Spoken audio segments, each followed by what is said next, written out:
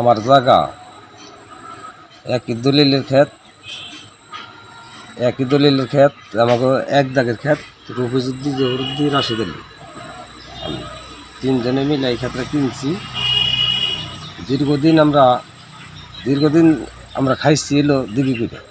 তারপর মাঝখানে আবার এই আওয়ামী লীগ সরকার আসার পরে এইটা হলো এই পাতিলা বন্টন করে খাওয়া হলো।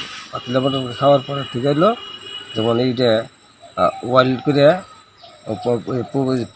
পশ্চিম সাইড থেকে ওয়াইল করে এই জায়গাটা কাইটে ওয়াইল করে ফেলাই দিছে। ওয়াইল করে ফেলাই দিয়ে এখন আমাদের চলাচলের জন্য খুবই অসুবিধা করে ফেলাইছে।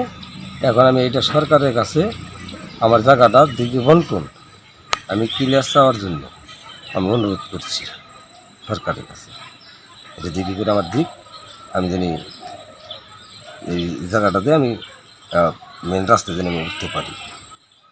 জায়গা কি আপনার একই দাগে? একই দাগের জায়গা আমার, একই খতিয়ান? একই খতিয়ান। কোনো দলিলে কি উল্লেখ আছে আপনার জায়গা সামনে পাবেন? না না না, তা নাই।